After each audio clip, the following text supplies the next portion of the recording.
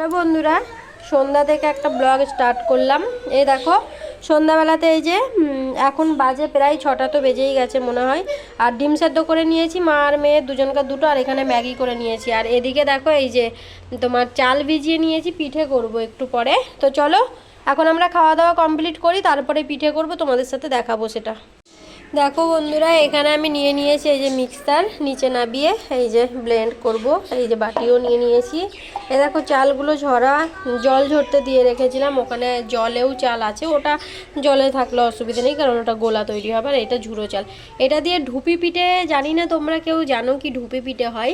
তো ভাপা পিঠে যেটাকে বলা হয় ঢুপি, ভাপা পিঠে, সেই ভাপা পিঠে আমার খেতে ইচ্ছে করছে, নারকেল দিয়ে, যেটা গুড় দিয়ে মাঝখানে পুর দিয়ে করে, তো সেটাই আমি বানাবো এই চালটা দিয়ে।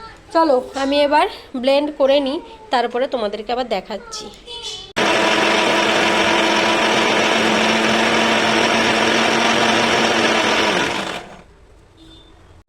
এই দেখো বন্ধুরা, এইগুলো ভাপা পিঠের জন্য এই যে এই চালের গুঁড়িটা আমি করে নিলাম। এই দেখো, দেখেছো, এইটা দিয়ে কিন্তু করব ভাপা পিঠে। এবার ভাপা পিঠে তোমরা জানি না কি পিঠে বলো, যাই হোক আমি তো তোমাদের সাথে শেয়ার করব, তোমরা দেখতে পাবে। এই যে মিক্সিরে আমি চেলেও নিয়েছি। আর ভাপা পিঠে কিন্তু বেশি মানে ফিনিশিং গুঁড়ি দিয়ে করে না, যার কারণে এই যে আমি আমার এই ছাঁকনিটা করে ছেঁকে নিয়েছি, ঠিক আছে। কিন্তু তবুও ভালোই হয়েছে, একবারে খারাপ হয়নি। দেখো, ঠিক আছে, চলো এবার ওইগুলো গুঁড়ো করে নিয়ে মেয়েকে টিউশন দিয়ে আসবো, তারপরে এসে তৈরি করব। বন্ধুরা, সবার প্রথমে এখানে আমি গরম জল করে নিয়েছি, আর এটা কিন্তু গরম জলেই রাখতে হবে ডুবিয়ে ডুবিয়ে, ঠিক আছে। আর এই যে চালের গুঁড়িটা এখানে এই যে করে নিয়েছি। চালের গুঁড়িটা কিন্তু ঠিক মানে বেশি পাতলাও নয়, বেশি মোটাও নয়, মিডিয়াম রাখতে হবে, ঠিক আছে। একটা দুটো পিঠে প্রথমে করে দেখে নিতে হবে যে ঠিকঠাক আছে। আর গ্যাস জ্বেলে দেখো তোমার ইয়েটা গরম হয়ে গেছে, সরাটা কিন্তু গরম হয়ে গেছে। এবারে দেখো এখানে তেল নিয়ে নিয়েছি, তেলটা দিয়ে দেবো। দাঁড়াও, তেলটাকে একটু দিয়ে দিই। এই এই সরাটাই আমি 3 বছর থেকে পিঠে বানাই। এই সরাটাতে আমি যখন ফার্স্ট টাইম সুরাটে এসেছি, যে বিল্ডিংটায় আমি প্রথম থাকতাম, ওই বিল্ডিংয়েই একটা বান্ধবী আমাকে এনে দিয়েছিল। আমি বলেছিলাম যে তুমি শীতকালে যখন যাচ্ছ আমার জন্য কিন্তু একটা সরা তুমি নিয়ে আসবে। প্রথমে আমি ছোট্ট একটাই দিলাম, ঠিক আছে। এবার এটা দেখি যে আমার গোলাটা ঠিকঠাক আছে কি, তারপরে আমি গোলা ঠিক না থাকলে আবার জল দেব। আর এই যে ঢেকে দিলাম, গ্যাসটাও কমিয়ে দিলাম। চলো হোক, তারপরে আবার তোমাদের সাথে শেয়ার করব। তো পিঠেটা কিন্তু একা একাই উঠে যাচ্ছে, সাইডটা দেখো, এই দেখো পিঠেটা কিন্তু আমার ঠিক আছে, ঠিক আছে। বেশি আমি বড় করিনি, আমি প্রথমটা দেখলাম যে কেমন হয় না হয়, তো সেই কারণে কিন্তু এইরকমই করলাম। এই পিঠটা দেখাই, ওই দেখো,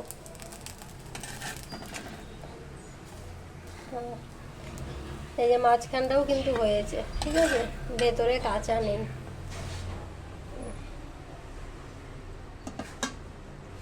বন্ধুরা, এই যে প্রথম পিঠেটা ছোট করেছিলাম দেখার জন্য, আর এই যে এটাও একটু বড় করেছি, এটাও একটু বড় করেছি।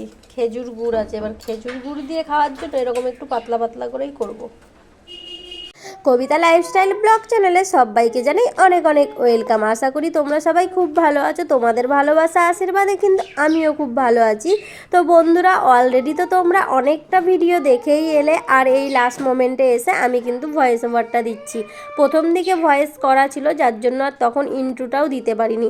যাই হোক, আমার এই ভিডিওটা কেমন লাগলো অবশ্যই কিন্তু পুরোটা দেখে তোমরা একটু কমেন্টস করে জানিও। আর আমি কিন্তু এই পিঠেটা খেতে ছোট্টবেলা থেকে ভীষণ ভীষণ ফেভারিট ছিল। আর আমি অনেক রকমের পিঠে বানাতে জানি। একদিন একদিন করে এক একটা রেসিপি অবশ্যই আমি বানাবো, যদি বানাই অবশ্যই তোমাদের সাথে শেয়ার করবো। আর এবারে প্রত্যেক দিন একটা করে বানাবো। হ্যাঁ, রোজ বানাবো না, হয়তো সপ্তাহে একদিন করে বানালাম, কারণ রোজ রোজ একটা জিনিস খেতে তো ভালো লাগে না। আর এখানে দেখো কত সুন্দর পিঠেগুলো হয়ে গেছে। আর পিঠে আমি একটা খেয়েও ছিলাম রাত্রে, ভীষণ নরম হয়েছে।